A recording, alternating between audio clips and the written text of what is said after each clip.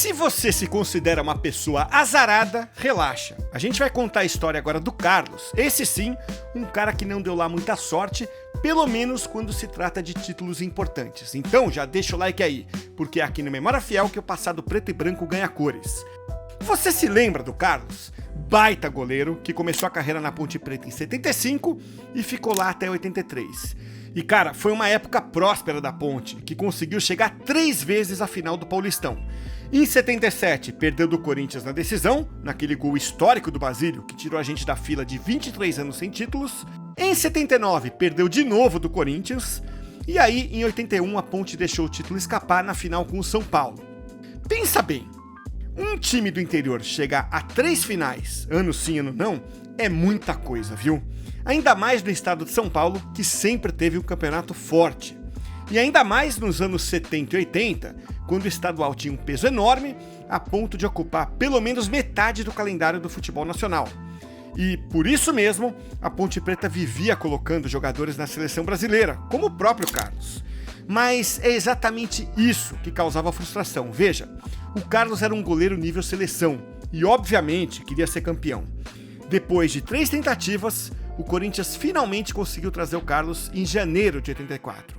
Ele tinha 27 anos e chegou dizendo que realizou o grande sonho da vida dele. E, obviamente, ele chegou sonhando em ser campeão. E era bom sonhar mesmo. O Corinthians estava montando um time forte no papel. Ao longo do ano, seriam contratados o lateral direito Edson e o zagueiro Juninho, que também eram da Ponte Preta e da seleção. O meia Arthurzinho, o volante Dunga, os atacantes Paulo César Capeta, Lima e Galo, o ponta esquerda João Paulo e o técnico da seleção olímpica Jair Pisserni. Olha, cara, na teoria tinha tudo para dar certo, mas na prática foram anos bem duros para Fiel, viu? No Brasileirão de 84, o Corinthians parou na semifinal, perdeu do Fluminense, que acabaria sendo campeão.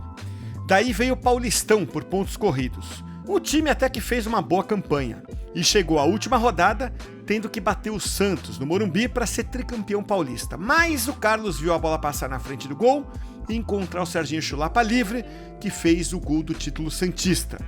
Em 85, chegaram mais jogadores de peso no time, como o próprio Serginho Chulapa e o xerifão do Grêmio, Hugo de Leon. Mas no Brasileirão, o Corinthians caiu num grupo teoricamente fácil na segunda fase, mas aí só ganhou um dos 6 jogos contra Coritiba, Sport e Joinville e acabou eliminado. No Paulistão, uma campanha cheia de altos e baixos. Na última rodada, era só ganhar do quase rebaixado Comercial para avançar, mas o time conseguiu perder. Em 86, era passar pelo Palmeiras na semifinal para pegar a Inter de Limeira na decisão. E aí, finalmente, o Carlos poderia colocar a mão numa taça. Mas o time deixou a classificação escapar no finalzinho. Mesmo com todos esses reveses, o Carlos foi convocado pelo Tele Santana para defender o Brasil na Copa do México. E ele foi o titular, viu? Ficou os primeiros 4 jogos sem levar gol.